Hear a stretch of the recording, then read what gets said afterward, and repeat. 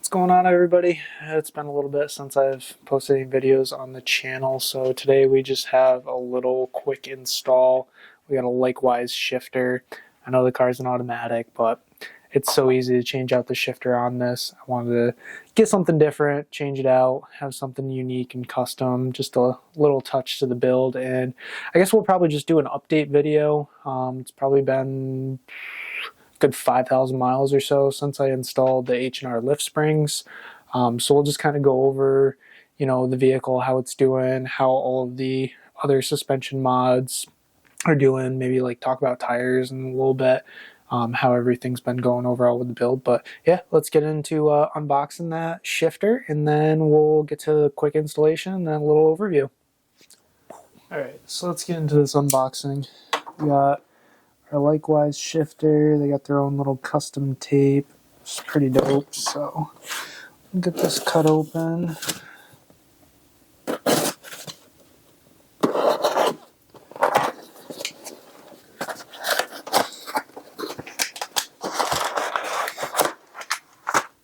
Oh, okay.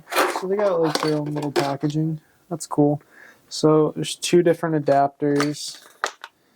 This one's M10 by 15. I didn't know which adapter I needed, so I ended up with two of them, and this is a M10 by 12.5 on that one. Just they are a different color. It's cool. Oh geez, the message on the back. Oops. Alright, and then it looks like got a sticker in there, and the shifter itself, which this one is custom, so we'll see how this looks. Doesn't really say anywhere on there that it is custom. I was kind of surprised about that, but so this is the Daytona, the black, and there it is. Oh yep, there's the, see right there, got the 80K Audi. Likewise on top, and there's the shifter. So yeah, we just got to figure out which adapter is going to work for it, and yeah, I'll jump into getting that installed. Alright, so it's been about a week or so since we filmed the intro. I had to get a different adapter, so this is the M8 by 125 because I tried both the adapters off camera and they were the wrong size for the shifter, so we got the right adapter now. We just need the provided Allen key to adjust this, and then roughly a 16mm wrench to get the adapter on. So we're just going to grab our old shifter, just turn it counterclockwise, spin it off. Boom, done, all good like that. Grab the correct adapter now and thread that on.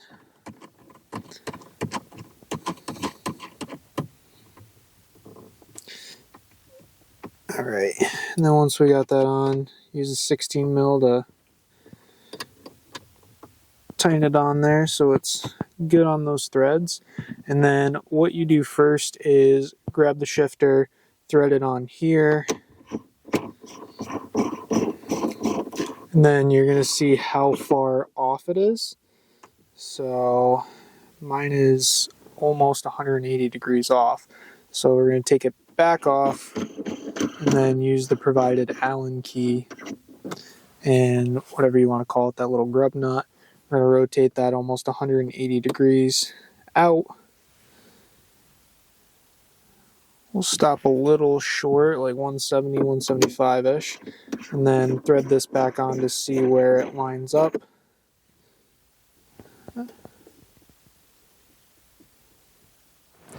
Just have a little cut there because I was adjusting it wrong. So now we got it squared away.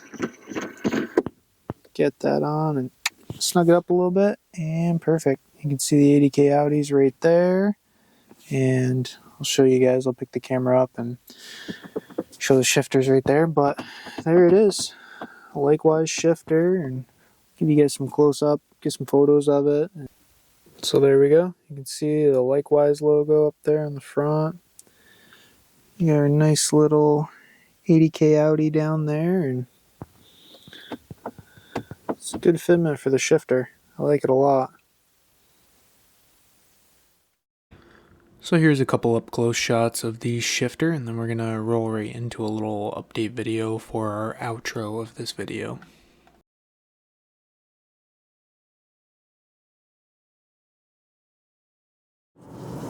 So another thing, kind of doing this update, just wanted to talk about the tires. So I have Falcon Wild Peak AT Trails. They have been phenomenal tires. I got about 30,000 miles on them, probably just over at this point. Last time I did an oil change and tire rotation about 1,000 miles ago. I measured them, the tread depths. So they started out with 11/32 tread depth. They're rated for 65,000 miles, I think, which I'm not expecting to get that out of these tires just with the lift in the vehicle, knowing that my alignment, my camber is generally going to be off pretty much most of the time. But I'm very impressed with the tires. They've been performing super, super well in the winters up here. They're not showing any signs of irregular wear, so that's pretty good at least. And yeah, when I rotated them last, I measured them. I think I was measuring between 7 and 6/32 of an inch of tread left. So that's pretty good considering they came with 11/32, 30,000 miles on them. It's pretty much right on course for, getting somewhere as near probably 55,000 miles out of these tires, and I would say that's pretty good, all things considered. How I'm running them with the suspension setup and everything like that. That's not bad, getting out of those tires. So very, very impressed with these Falcons. Definitely going to be tires, I'm planning on getting when I get to that point and I need some new tires. I'll probably pick up another set of these. I don't know if I want to go a little wider or try to go a little taller now that I have some more clearance in my suspension and in my fender wells, adding those H&R lifts. That's something I'm still thinking about. I kind of like the way that my car sits right now and how it looks with all that space in my fender wells. I feel like the tires, they don't fill it up certainly, but I mean, to fill it up, it's going to be pushing it width-wise in those fender wells. It's going to be getting tight. I got plenty of height, but if anything, I might just go one size wider with the tires so they just look a little wider and a little more aggressive. But I probably will just end up sticking with the same size I have now, which is 235/60/18. So it's one step taller and one step wider than the factory size tires, which are the 225/55/18s, I believe, if I'm not mistaken. The only other thing we're planning with this is going to be getting the Rally Art intake snorkel off of a Lancer Rally Art. It's a little different than the one that was on the Evo, because that one worked obviously for my engine, but the Lancer Rally Art snorkel with some modification will fit in the Outlander Sports, the RVRs, and the ASXs. And essentially what it would do is just replace the snorkel that goes from pretty much the front grille area to the airbox. It would replace that with one that doesn't have any baffles in it. It's pretty much a straight shot through for that airflow. I don't think I made a video, but at some point last year I cut out the little plastic baffle that blocks off where the air comes through the radiator support into that snorkel intake itself. So I already cut that out to have a little better airflow. Didn't really notice anything with my fuel economy, but I think, there's a chance that once I swap out to that Rally Art snorkel that has a little better airflow, and then maybe I'll put a K&N drop-in filter in the airbox. I think that might, maybe I'll get like 1 mile per gallon a little better.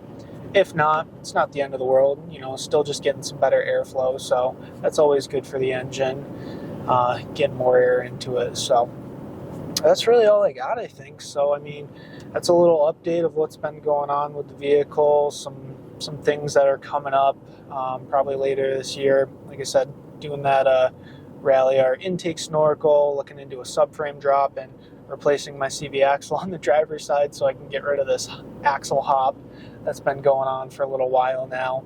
And then hopefully hitting some trails. Like I really, that's what I built this thing for, is to be like a trail rider. And it's just hard because in the area that I live in, there's not really a lot of trails that are good for a crossover. I mean, everything around here is really like serious off-road Jeep trails.